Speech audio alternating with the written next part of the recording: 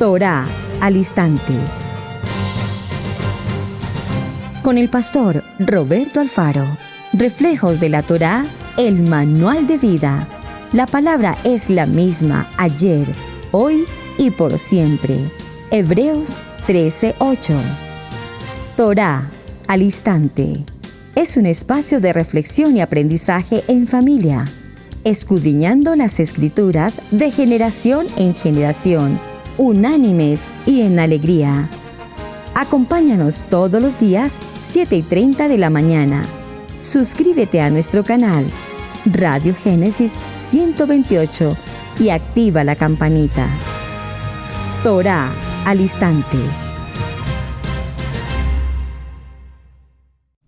Shalom, mis amados hermanos. Bienvenidos a este tiempo especial de Torá al instante. Su hermano pastor Roberto Alfaro les saluda y como siempre les brindo la mejor y cordial bienvenida. Un saludo especial para todos ustedes, amados, que permanentemente están aquí acompañándonos en Israel Casa Integral. El tema de estas semanas ha sido hablar un poco de la historia en el contexto de los imperios que conocemos relativamente hasta nuestros tiempos. El imperio egipcio, el imperio griego, el imperio romano y por supuesto toda la cultura de nuestro pueblo Israel, el pueblo semita, el pueblo hebreo, que es justamente en el camino que vamos en este momento. Encontré, y gracias a mi amado hermano Fernando Malaver, y lo menciono con nombre propio, desde España me envió un documento extraordinario. Muchas gracias, amado hermano, con toda la historia del pueblo de Israel en el aspecto de la familia, en el aspecto del matrimonio. ¡Wow!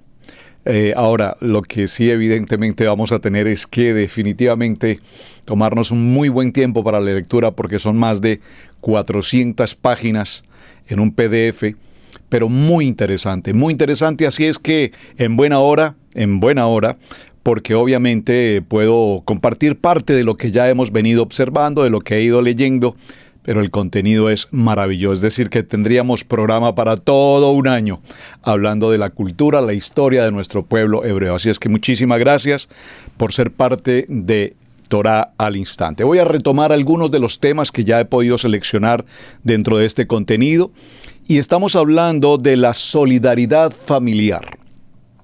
Así es que el Bedab, o sea, la Mishpaha, la familia, ese clan resulta del mismo principio fundamental en cuanto al parentesco y expresa diversos grados de proximidad y extensión.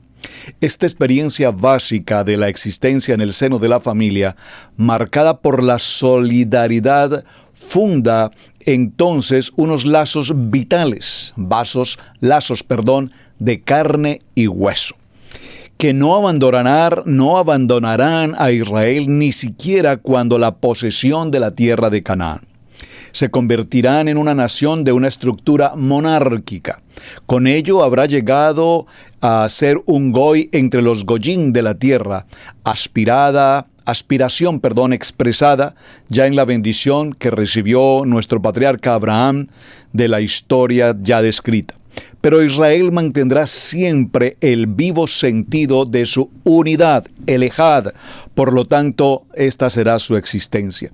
Y está fundamentada en los lazos que no pueden ser expresados como de parentesco, sino en una comunidad de alma que confiere a cada uno de sus miembros un carácter común, reconocible en todas las demás naciones. Esto me pareció interesantísimo, porque la casa de Israel, el Ejad, la unidad, las 12 tribus, el clan, la familia, la Mishpaha, donde quiera que nos encontremos sobre la faz de la tierra, tendremos una identidad. Si algo hemos hablado desde Israel Casa Integral, y creo que a través del Ministerio Ejad, cuando se realizan los eventos del Ministerio Ejad, si hay un punto en común que realmente nos permite decir somos Ejad, es la identidad como la casa de Israel. Esta comunión es de la participación de una experiencia histórica que se remonta, por supuesto, desde Bereshit y a través de todo el libro de Shemot.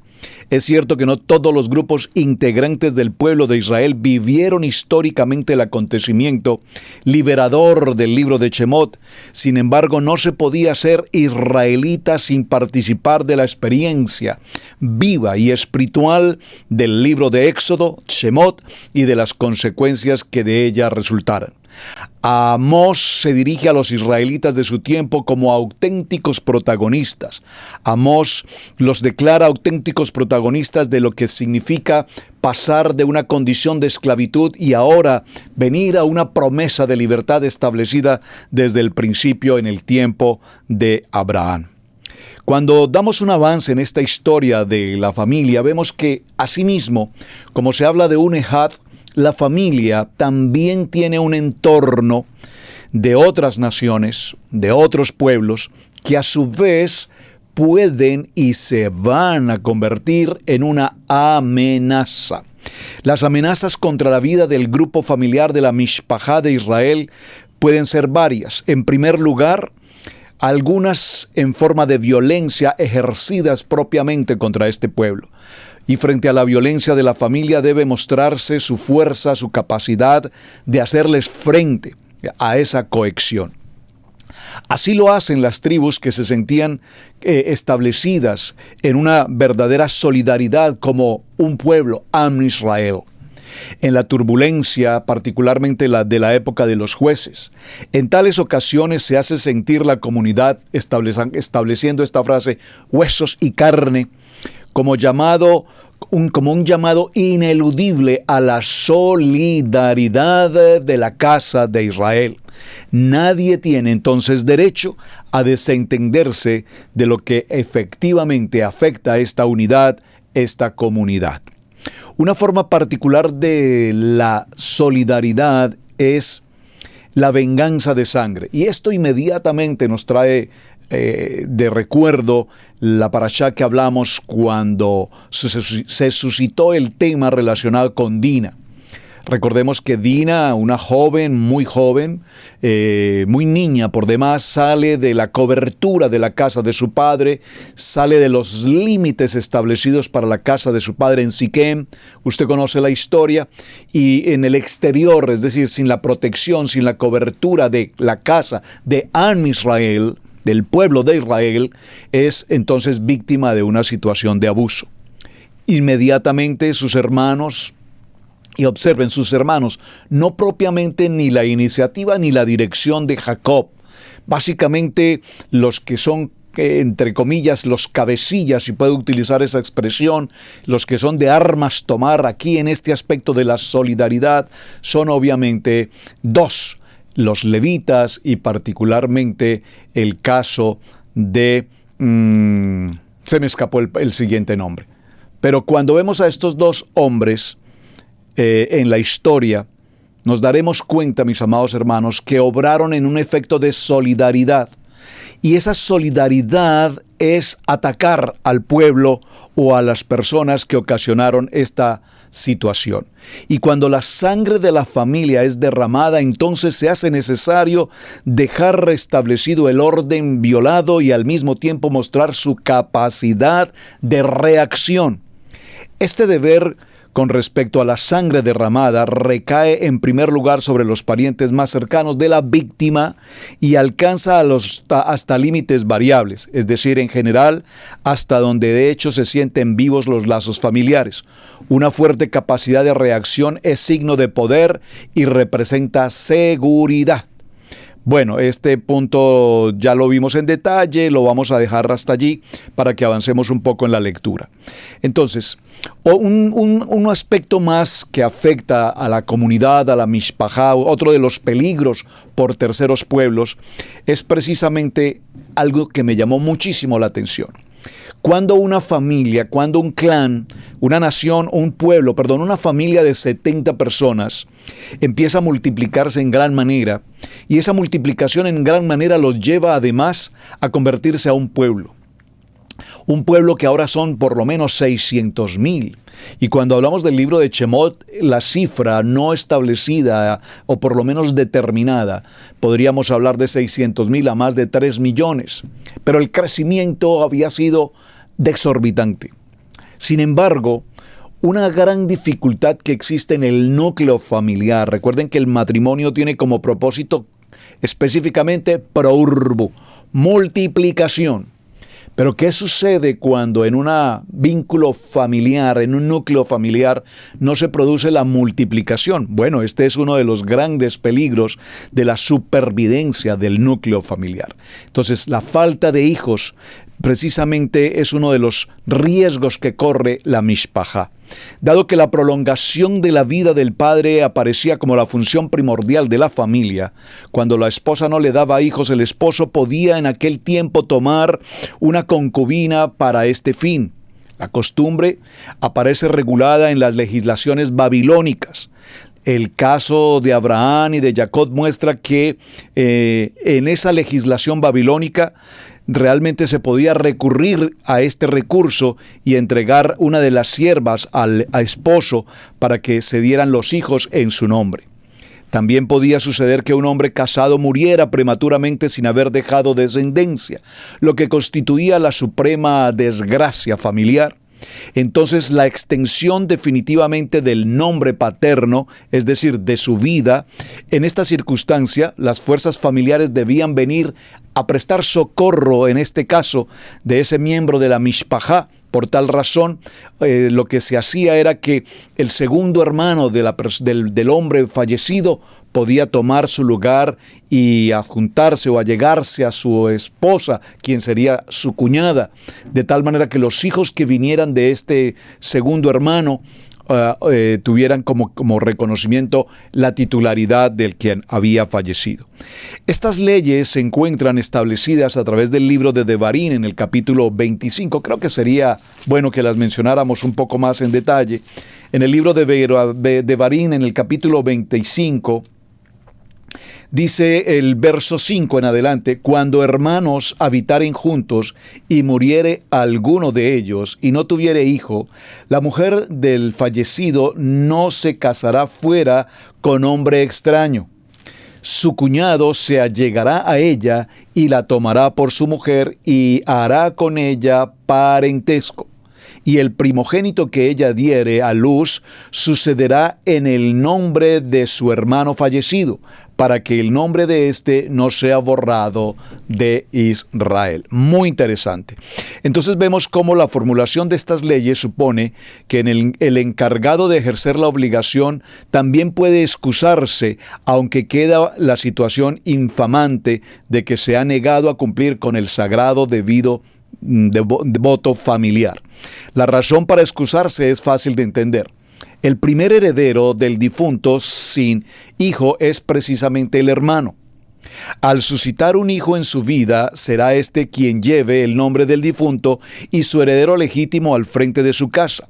El hermano que cumple con la obligación del levirato está, por lo tanto, actuando contra su propio interés y por eso mismo dando la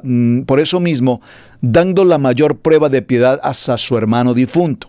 Adviértase que el procedimiento descrito en el libro de Devarim comprende un gesto de contrato o de toma de posesión de un terreno, pero acompañado de uno de desprecio hacia el hermano que rehusó cumplir con la ley del levirato. Bueno, avancemos un poco en la historia. Tengo que retomar aspectos breves porque el contenido, repito, es inmensamente grande y no lo vamos a poder llevar todo al pie de la letra. Seguramente en otros espacios ampliaremos más el contenido. Voy a avanzar un poco más en cuanto al contexto que nos ocupa, cuál es el tema del matrimonio en Israel.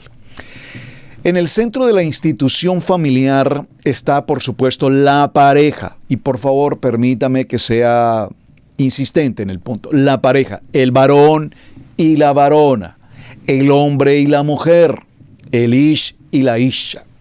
Esta pareja es el fundamento de la vida, es el fundamento de la palabra.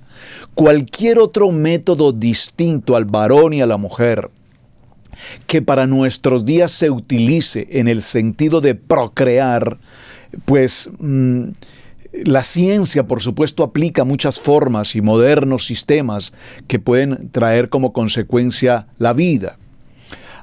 Pero cuando me refiero en el caso particular de las parejas homoparentales, pues evidentemente dos hombres o dos mujeres utilizando cualquier método tecnológico, médico para tener hijos, deja mucho que desear respecto, bueno, es que la palabra deja mucho que desear, por favor, es un anatema, sencillamente. Es una arbitrariedad descomunal, es una perversión total, salida de todo el contexto bíblico. No se trata de pensamiento modernista, no se trata del pensamiento del siglo, no se trata de un pensamiento de mente abierta, se trata, por favor, de que nos ajustemos al orden y a la creación de nuestro amado Padre Eterno. Ahora, en esta circunstancia, el varón y la varona ocupan su función como matrimonio y parece claro que, especialmente en las épocas más antiguas, el primer valor no estaba constituido por el matrimonio en sí, sino por el grupo familiar. El primero que es tan importante, el núcleo familiar, más que el matrimonio. Es decir, el matrimonio dentro del contexto de familia el contexto de familia es la base fundamental. El matrimonio es la opción de conservar, de mantener, de prevalecer la familia. De tal manera que dar hijos que hagan una numerosa familia y hacer fuerte el sentido familiar es el propósito y el fundamento del matrimonio estrictamente establecido por Hashem.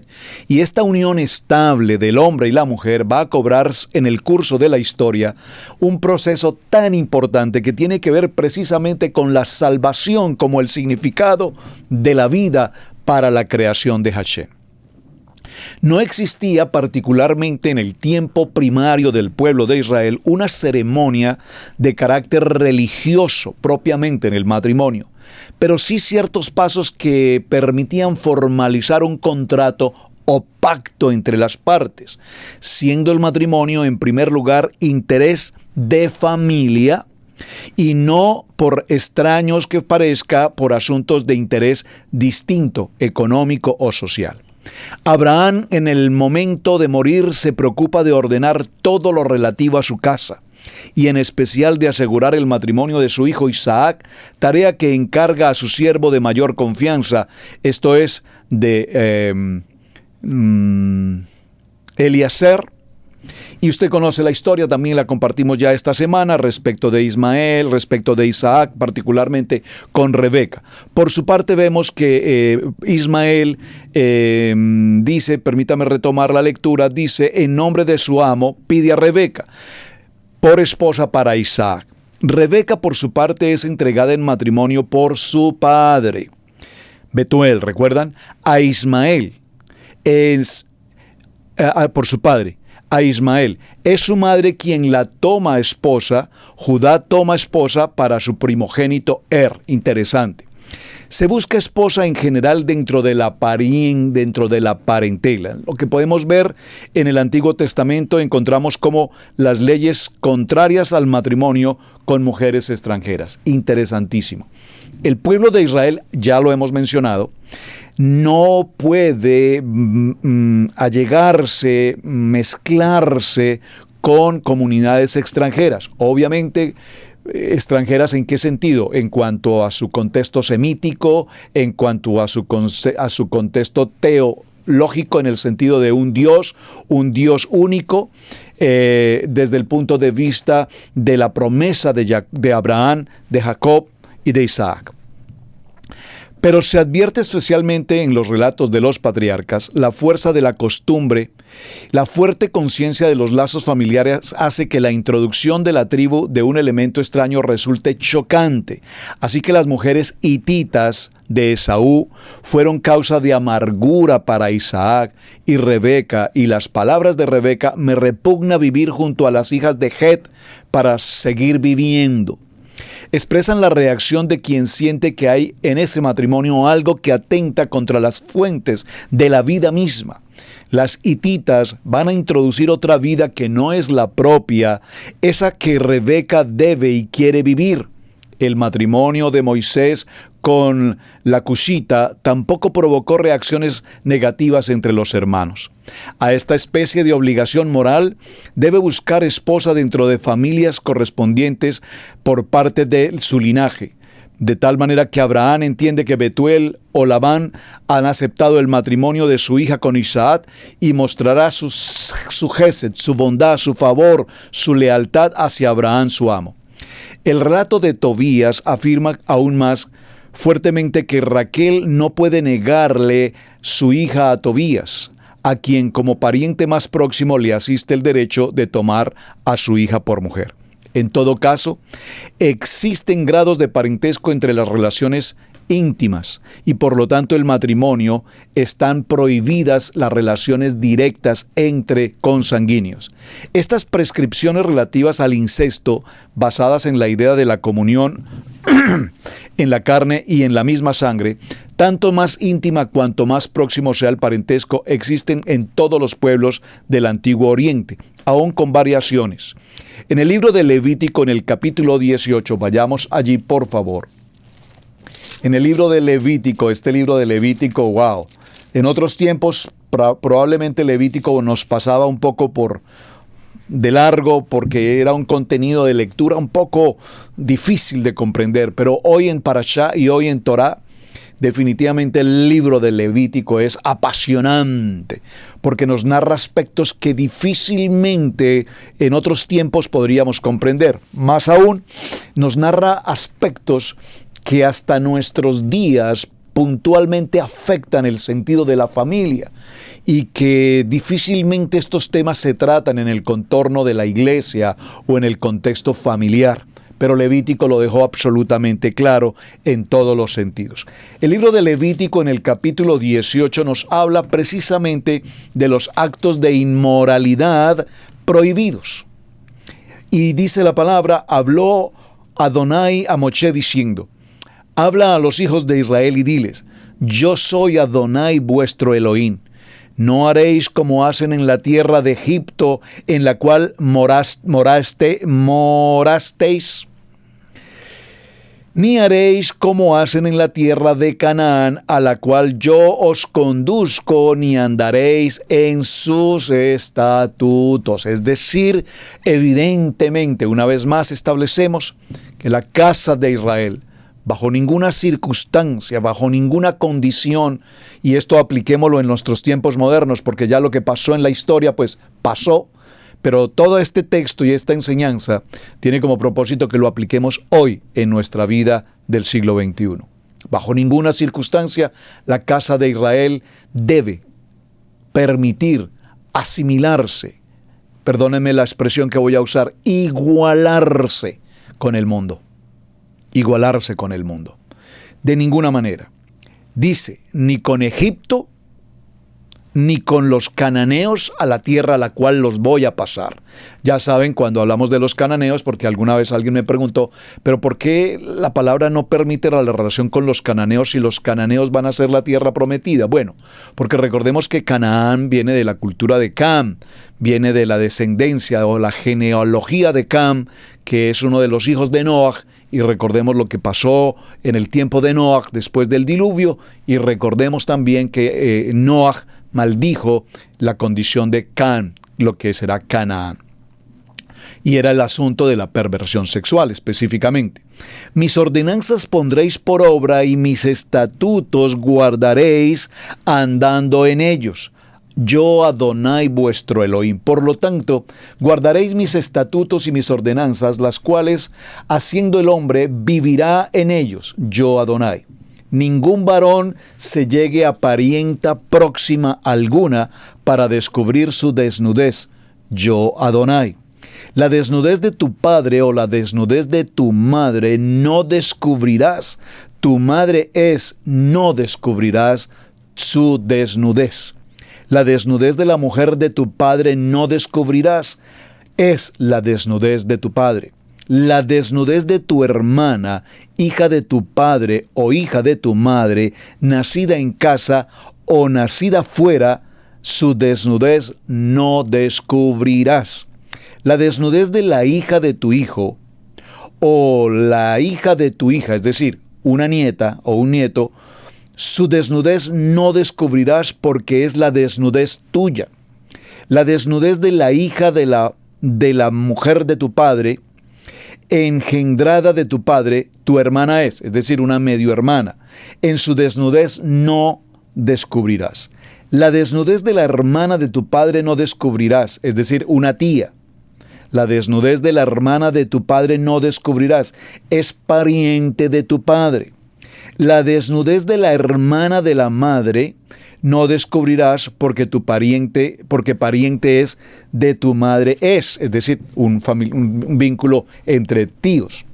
La desnudez del hermano de tu padre no descubrirás, un tío. No llegarás a su mujer, es mujer del hermano de tu padre. La desnudez de tu nuera no descubrirás, mujer es de tu hijo, no descubrirás su desnudez. Qué interesante esto, amados hermanos. Es decir, el suegro con su nuera. La desnudez de la mujer de tu hermano no descubrirás, es decir, su cuñada. Es la desnudez de tu hermano. La desnudez de la mujer y de su hija no descubrirás.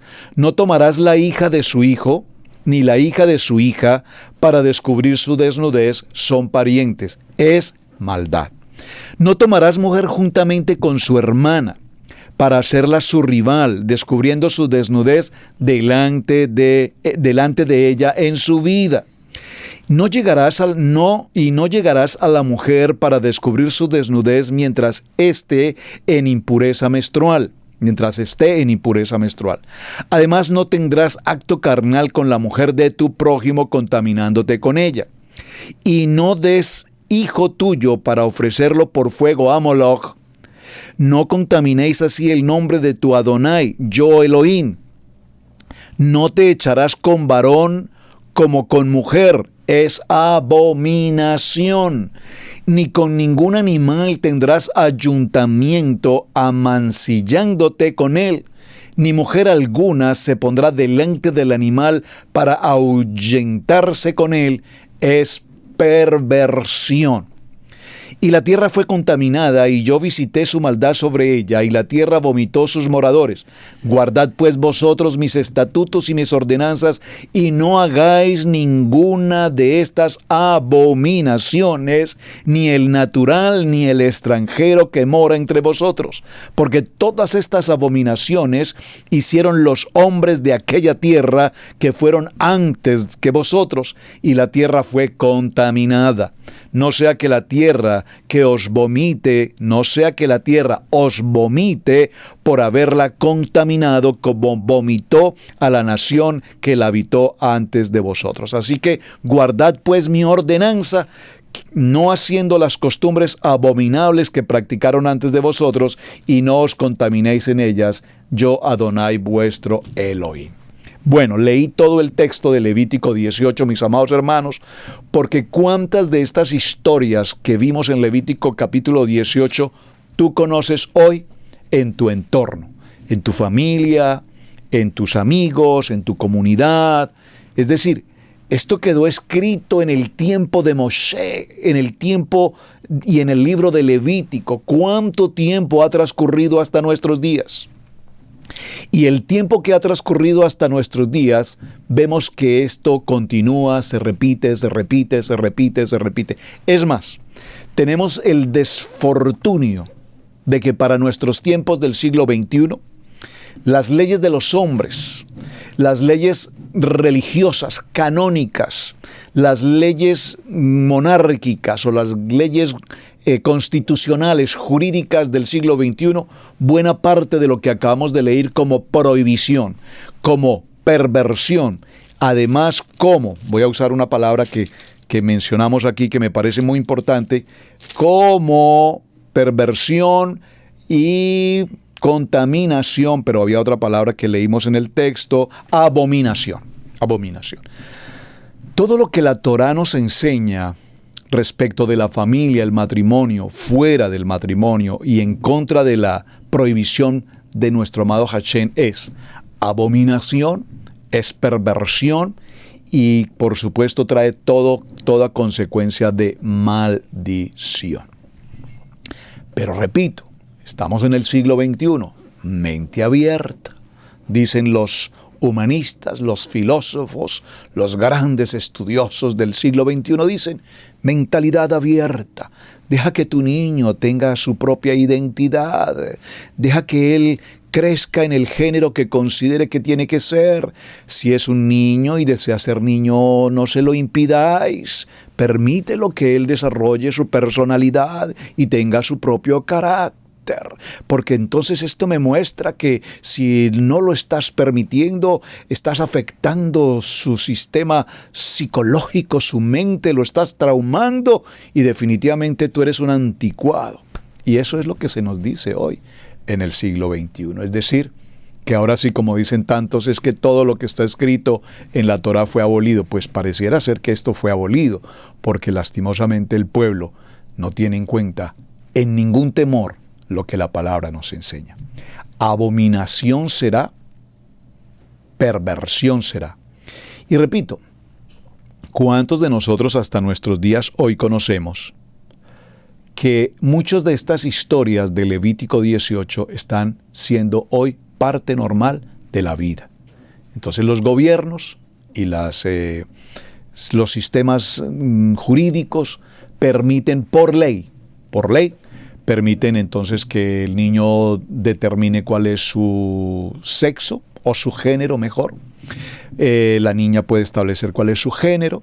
El hombre puede establecer si se casa con varón o con mujer o como sea. Pero peor aún, hemos llegado al tiempo de no solamente del aspecto del incesto, la pedofilia y todo esto, las relaciones sexuales del ser humano con los animales. Por favor, amados hermanos de Israel y las naciones, ¿en qué mundo oscuro, pecaminoso estamos viviendo? Que el ser humano, por derecho de una nación y de un gobierno, jurídicamente hablando, permita, que es normal y natural, que una mujer o un hombre puedan tener relaciones sexuales con animales desde el punto de vista de la perversión. Y todo esto nos lo dejó escrito Levítico capítulo 18, y perdónenme que me tome el tiempo de enseñarlo, porque alguien tiene que decir lo que lastimosamente está pasando en nuestros tiempos. Estos textos que están descritos en Levítico capítulo 18 nos muestran con claridad la importancia de Hachén, cómo defender y mantener la purificación en el matrimonio. Quien toma esposa entonces debe entregar presentes a la familia según una costumbre establecida desde el antiguo Medio Oriente. Es el mohar hebreo, en el derecho bíblico aparece con el nombre de tirhatú. Y no se trata exactamente de una compra como se sucedía con las concubinas, sino una propiedad adquirida por dinero puede ser devuelta a cambio del mismo precio, sino de una especie de compensación. La familia de la novia entrega algo de su substancia que represente un valor. Es justo que la familia del novio entregue algo que, como sucede con la propiedad familiar, le pertenece también de carácter de un valor establecido. El criado enviado por Abraham entrega a Rebeca objetos de plata y oro, vestidos, luego que Labán y Betuel han dado la palabra de aceptación del matrimonio. Entre los nómadas y entre los seminómadas, el mohar se entregaba simplemente a la familia que por el matrimonio perdía una hija, o por la ley babilónica establecía que el tirhatú podía ser entregado a la novia o a su padre. En este último caso, el padre exponía el usufructo, pero no del bien en sí mismo. La entrega de los presentes de Rebeca o a Rebeca directamente parecen reflejar la costumbre babilónica, lo que parece estar también supuesta en las quejas de las hijas de Labán contra su padre.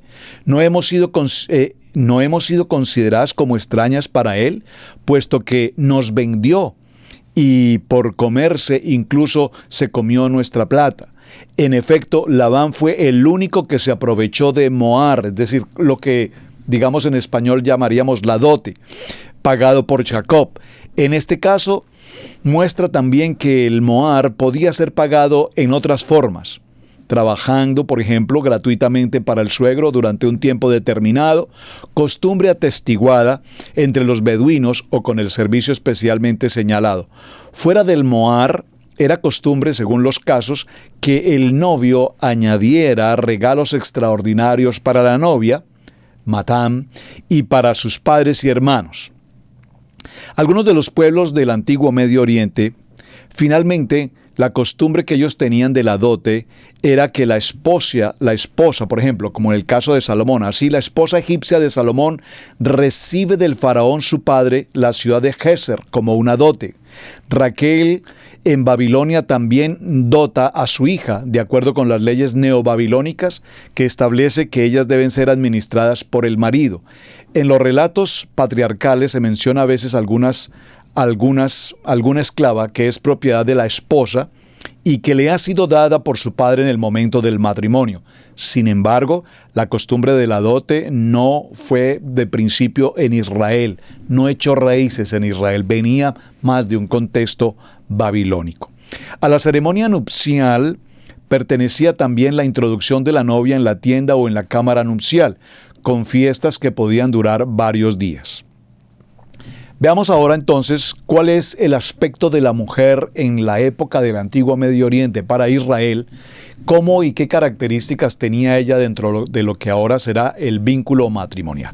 Vamos primero a hacer nuestra pausa y en unos segundos regresamos.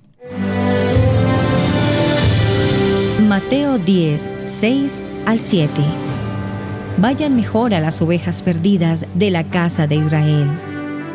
Y al ir, proclamen, el reino de Yahweh está cerca.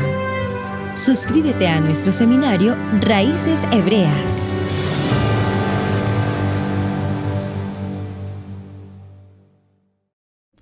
Por favor, regístrense en el seminario de estudio de Torá, totalmente gratuito, aquí a través de Israel Casa Integral. Muy bien. La esposa no era en Israel considerada desde ningún punto de vista una mujer esclava, muy importante. Era una propiedad del varón. Sin embargo, su situación era de subordinación, de obediencia.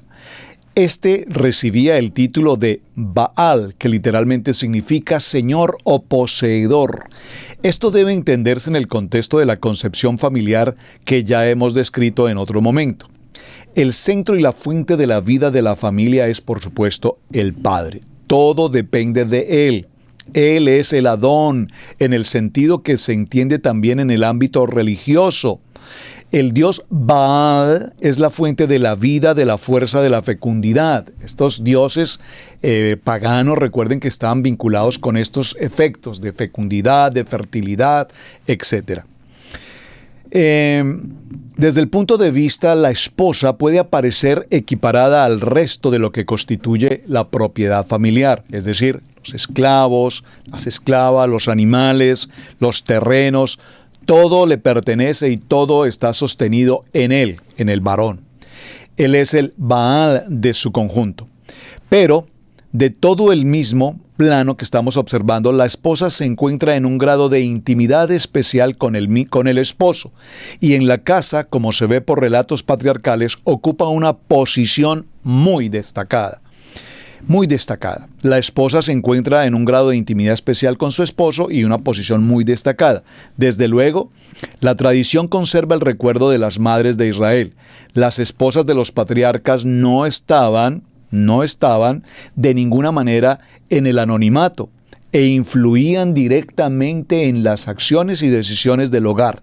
Y se les daba algunos textos del título como Heirap, que era señora, ama, correspondiente al de Jebir, que también es señor o amo, soberano, con lo que se supone que ella participaba del Jebir como la Isha. Según el relato de la creación, participa de las cualidades del Ish en la comunidad matrimonial. En todo relato del nacimiento de los hijos de Jacob, son las madres las que imponen el nombre a sus hijos, función que corresponde a quien tiene alguna autoridad. En el ámbito de la corte, el título de Jebiraj lo lleva también una reina, que goza, como en el caso del derecho hitita, de situación y prerrogativas especiales. Vamos a hacer una pequeña pausa para una pregunta que se me ocurre en este momento. Estamos mencionando entonces, según la historia de este texto maravilloso, la historia del antiguo Medio Oriente para el pueblo de Israel. Y repito, son cerca de 400 páginas. Estoy tratando de saltar páginas y recuperar alguna información básica que nos ayude a observar ligeramente el contenido tan interesante. Pero se me ocurre esta pregunta: mientras que en este texto histórico se nos narra que el hombre tiene la posición, y no solamente la posición, la autoridad, el control, si puedo decir, de su matrimonio, la esposa pasa a ser prácticamente un derecho adquirido, no solamente con la propiedad, los animales, los siervos, sirvientes, si los tiene, sino la esposa. Pero además, recuerden que el texto bíblico en Berechí nos habla de la esposa como la ayuda idónea, el complemento. Y también vimos a través de la historia de Abraham, Isaac y Jacob que nuestras amadas matriarcas también ocuparon lugares y fueron parte importantísima en la historia del pueblo de Israel, de la cual no podemos escapar. Ahora, la pregunta es, atención a la pregunta, les voy a dar unos minuticos a ver cómo está nuestro tiempo. Les voy a dar unos minuticos para que ustedes, por favor, quienes están en el programa acompañándome en este día, me den la respuesta. Y al final daré la respuesta según el texto que ya estuve leyendo.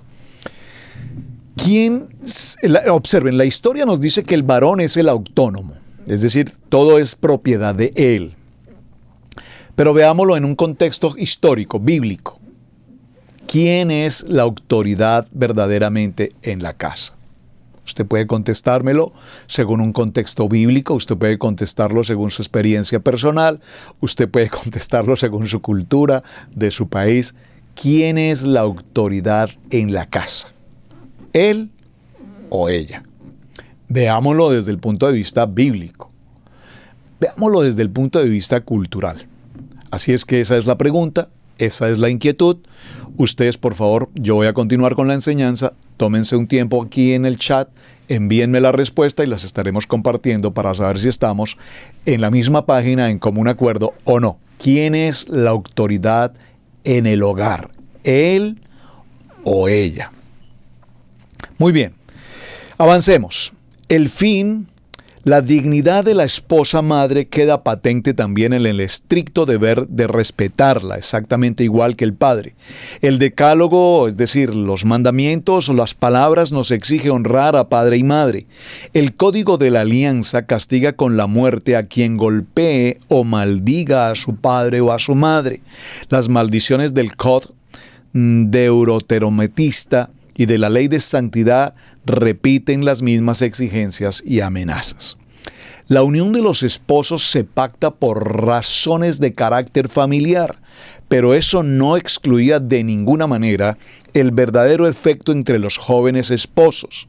Estos sentimientos de amor resultaban tanto de las dotes personales de la novia como de las circunstancias familiares que le rodean, formando un todo en ella misma. Es claro que a esa perfección de la mujer que le hace amable pertenece su capacidad de dar hijos, pero no faltan los ejemplos de esposas que pese a no tener hijos fueron amadas y preferidas, así como, repito, el caso que vimos de Isaac y Rebeca, Jacob a Raquel, Tobías a Sara. De la profundidad que pueden alcanzar estos sentimientos dan testimonio el Cantar de los Cantares o la ternura que vemos en el libro de Boaz por su amada Ruth. El matrimonio entonces en Israel era fundamentalmente de carácter monógamo, como en general en casi todo el Antiguo Oriente. Esta práctica, que supone la existencia de una sola esposa propiamente tal, admitía, sin embargo, la exigencia una o varias concubinas, tomadas por diversas razones. Así, por ejemplo, Abraham toma a Agar en razón a la consecuencia de esterilidad de su esposa Sara. Además de otras concubinas, Jacob, como hemos visto, fuera de sus dos esposas, tiene dos concubinas. Nahor, fuera de Milca, su esposa, tiene una concubina de nombre Reuma. De Elifaz, hijo de Esaú, también se conoce una concubina, y Gedeón tuvo 70 hijos, pues tenía muchas mujeres. La sierva tomada como concubina, que recibe el nombre de Pelejesh o Ishash Pelejesh, no tenía el mismo rango que la esposa, pero el derecho oriental reglamentó esta situación. En el Código de la Alianza establece que la sierva, amaj, concubina, no puede ser vendida aunque el marido pueda admitir que su familia la rescate. Si el que la compró la destina para concubina de un hijo suyo, deberá dar trato igual que a sus propias hijas. Si ese hijo toma a otra mujer, no podrá disminuirle su alimento, su estado ni los derechos conyugales, y si esta sucediera, la sierva concubina puede irse de la casa sin la obligación de pagar el rescate. Abraham, expulsando a Agar, la sierva que le había dado un hijo, parece estar actuando por presión de Sara contra la legislación de Mesopotamia. Es cierto que se trata de la expulsión y no de venta en este caso particular. Es interesante advertir que incluso una cautividad de guerra, si era tomada por mujer, adquiriría una situación especial en virtud de la cual, si más adelante el hombre dejaba de quererla, tenía que dejarla partir en libertad y no podía venderla ni reducirla a la situación simple de esclavitud. Aunque la monogamia en forma dicha era la norma existente en Israel, también existió de alguna manera la bigamia, como lo vemos en el caso de Jacob, que tenía 2 esposas principales y 2 concubinas. Esto en el Código de Deuteronomio legisla respecto al varón con 2 mujeres, entre las cuales la única diferencia es que una es amada y la otra no. Vean qué interesante. La una es amada y la otra no. Que la monogamia no era en un principio absoluto es claro, además por los harem reales, expresiones del poder, de la riqueza y de la solidez en las relaciones internacionales selladas, muchas veces por matrimonios. En todo caso, tener varias mujeres era posible solamente para alguien relativamente rico. Y esto es interesante, amados hermanos, ahora que menciono esto, porque justamente hoy envié a través de Telegram, Easy, en Telegram, a través de las lugares de Easy, Israel Casa Integral, en Messenger, en WhatsApp, en Telegram, en Instagram. Les envié un video de un hombre en la India que tiene cerca de 70 esposas, no estoy mal si son 70 esposas o más de 70 hijos, ya perdí el sentido del video de esta mañana, pero es un caso real, es un caso existente. Hasta el día de hoy es el hombre con mayor número de esposas y con mayor número de hijos en toda la tierra. Una infinidad de hijos e hijos e hijos e hijos, todos bajo el mismo techo. Todos, absolutamente todos, bajo el mismo techo. Interesante. Y se dice que es un hombre extraordinariamente rico. Bueno, ¿cómo no podrá ser un hombre extraordinariamente rico si los alimentos que llegan para su alacena llegan en camiones para poder suplir los alimentos para toda esa genealogía tan impresionante? Es decir, que estos casos han existido y aún existen, y como dice por allí un dicho popular, y nos faltan datos de otros municipios para saber cuántas familias hoy seguramente tendrán hijos e hijos e hijos e hijos, no de un matrimonio, sino seguramente de muchas relaciones, y prácticamente nadie lo sabía. Esto es un poco cuando fallece una persona ya en edad adulta, tercera edad, y de pronto pues se dice que era tan bella persona, tan de la casa, tan del hogar, y viene el momento de los actos fúnebres y le aparecen mujeres y le aparecen hijos e hijos e hijos e hijos. Pero ¿y en qué momento? ¿Pero de qué manera? ¿Pero cómo pudo pasar? Este hombre tan dedicado a su hogar, tan dedicado a su casa, tan de buen testimonio. Pero lo que no sabía era que tenía unos cuantos hogares y unos cuantos hijos por demás. Muy bien. En cuanto al tema del divorcio, para el tema del contexto de Israel, vemos entonces que la monogamia también tenía escapatoria a través del divorcio. El marido podía despedir a la esposa, pero no viceversa. El código deuteronomista ya habla de la posibilidad de despedirla previa entrega de un libelo de repudio, kerikut, costumbre atestiguada también en Mesopotamia y en las colonias judías de Elefantina. Este derecho del esposo tenía, sin embargo, Sus limitaciones: si se había casado con ella después de haberla abusado, o si le causó falsamente o si la acusó falsamente de no ser virgen, no podía repudiarla en su vida. Tampoco falsamente de no ser virgen no podía entonces repudiarla. Tampoco podía volver a tomar como esposa a la repudiada que había sido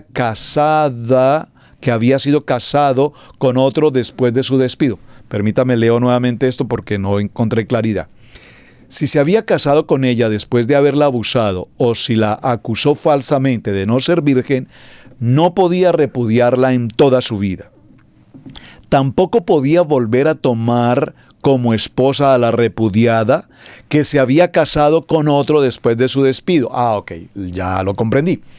Si la mujer repudiada, es decir, se divorciaba, y ésta a su vez se casaba con otro hombre, y tiempo después el que la había repudiado la quiere tomar nuevamente como esposa porque se dio cuenta que ya no debía haberla repudiado o que realmente la amaba, demasiado tarde, I'm so sorry, ya ella tiene otro compromiso, por lo tanto no la puedes retomar.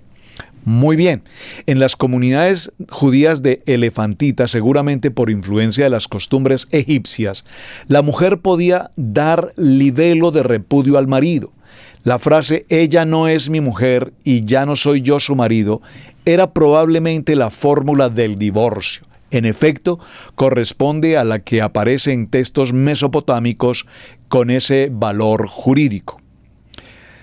Para concluir en esta historia y en este capítulo mencionaremos ciertas formas especiales de matrimonio practicadas en el Antiguo Oriente y al menos probablemente también en Israel.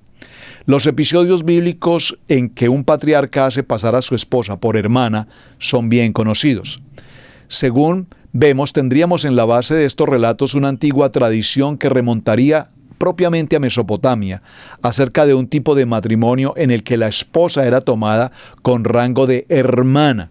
Esto le confería una categoría especial en la familia. Las más antiguas tradiciones patriarcales habrían visto en este dato una alusión a la calidad de los primogenitores de Israel. Posteriormente, olvidadas ya esas costumbres mesopotámicas y perdido el sentido primero de estos relatos, se habrían entendido como una exaltación de la belleza de las madres de Israel, mantenida hasta la más avanzada edad.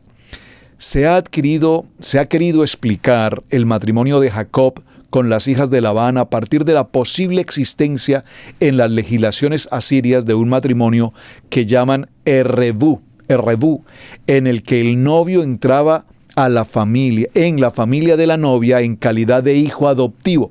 Esto es muy interesante y de hecho estuve a punto de explicarlo en el parashá correspondiente, pero el tiempo realmente no nos lo permitió, pero qué bueno que este texto nos trae a colación este aspecto. Cuando Jacob viene de la casa de su padre Isaac, recuerde que Isaac lo envió diciéndole: ve a la casa de tu tío Labán y allí encontrarás esposa, cásate con una de las hijas de tu tío Labán. Y cuando Labán lo recibe a Jacob, lo recibe en calidad de hijo adoptivo. Este hijo adoptivo, entre comillas, va a ser lo que llamaríamos hoy el yerno. Vamos a leer un poco más a ver si la lectura nos lo explica. Voy a repetir el texto. Dice: se ha querido explicar el matrimonio de Jacob con las hijas de Labán a partir de la posible existencia en la legislación asiria de un matrimonio que se llama Errebu, en el que el novio entra a la familia de la novia en calidad de hijo adoptivo. Se supone que en la familia no había hijo varón, obteniendo así los derechos de tal y la mano de la hija heredera. Hoy se discute, sin embargo, que haya existido tal matrimonio en Asiria. Algunos autores ven en las leyes asirias un tipo de matrimonio en el que la esposa seguía viviendo en casa de sus padres donde era visitada por el esposo. Es el tiempo del matrimonio entre los antiguos árabes llamado sadikah. Esta forma de matrimonio se practica en el norte de Mesopotamia, de donde procedían precisamente las tribus hebreas, entre seminómadas y mujeres de las ciudades que ellos frecuentaban. De esto sí hay ejemplos en la Biblia, como el caso de Gedeón, que tiene una concubina que vive en Siquem. Sansón tiene una mujer en Timná.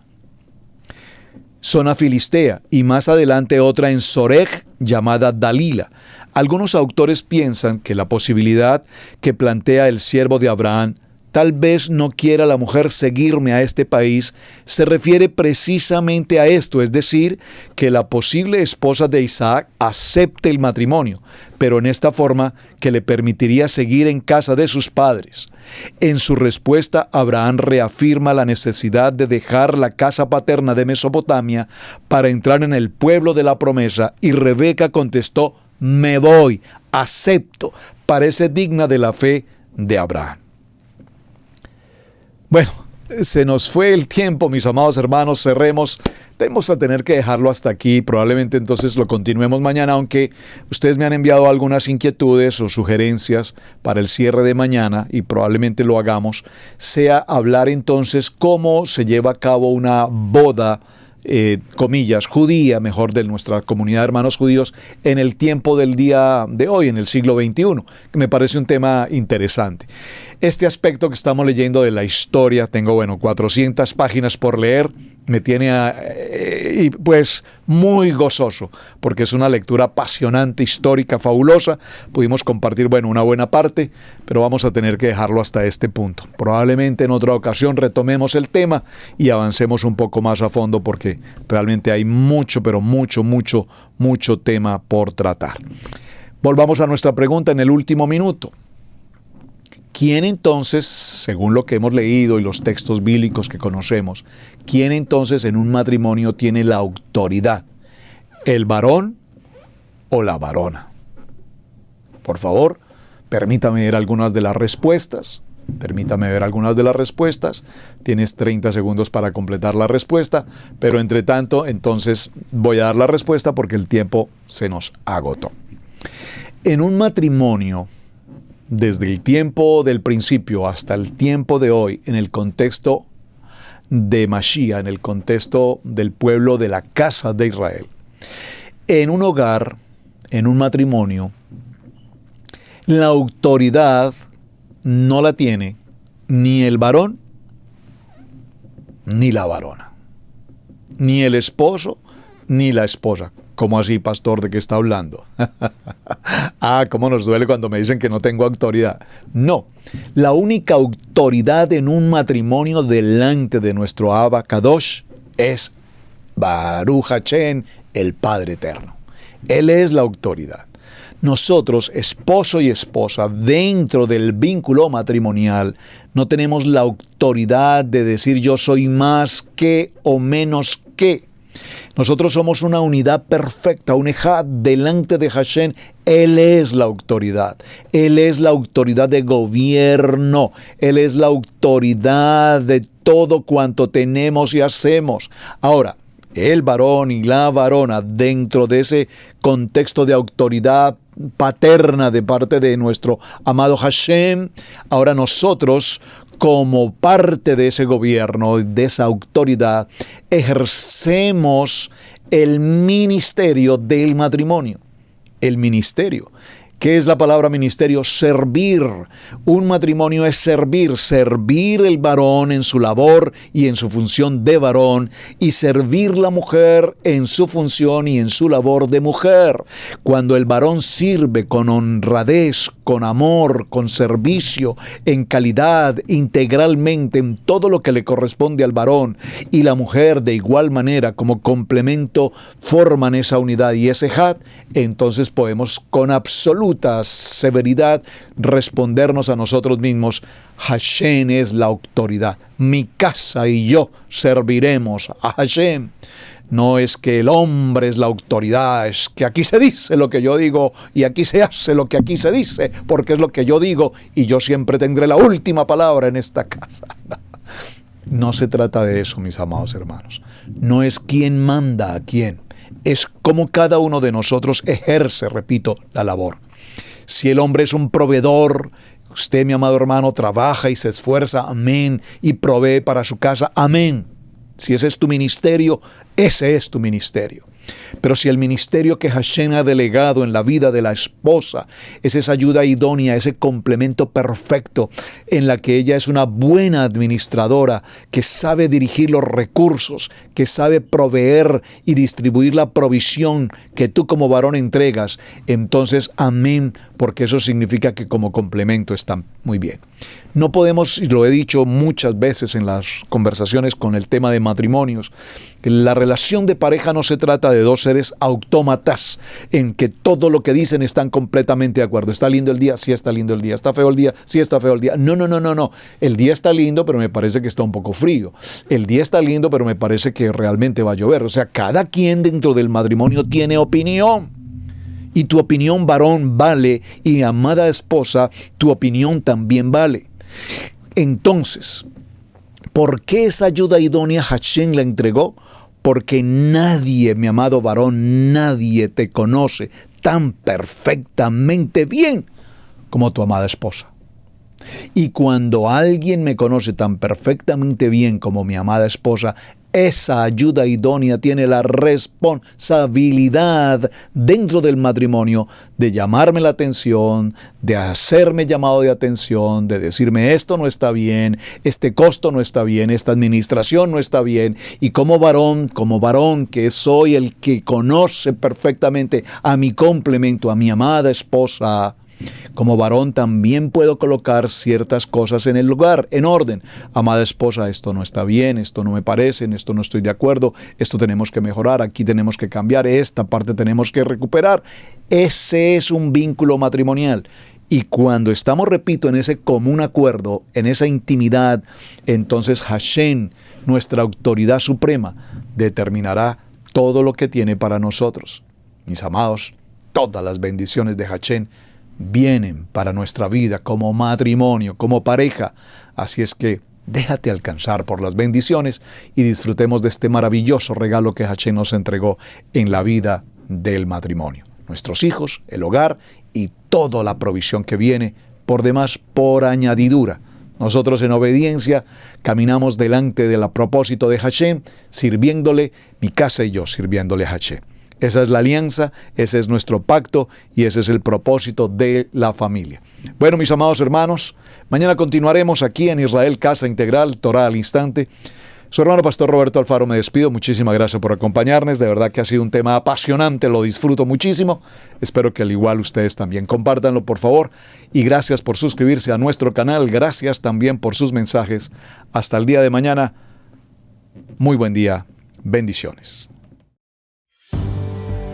Debemos aprender a honrar los dones del ministerio, en especial el de enseñanza. Yeshua dijo en Lucas 6:38, «Dad y se os dará, medida buena, apretada, remecida y rebosando darán en vuestro regazo, porque con la misma medida con que medís os volverán a medir». Si Radio Génesis 128 ha sido de enseñanza y bendición en tu vida, te invitamos a bendecirlo a través de las plataformas PayPal, Zelle, Square Cash, que están en nuestro portal www.radiogenesis128.com.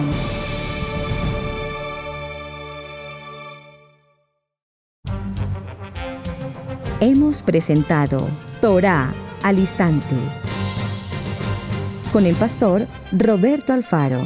Para nosotros es un privilegio poder servirles. Contáctanos a nuestro correo electrónico radiogenesis128@gmail.com.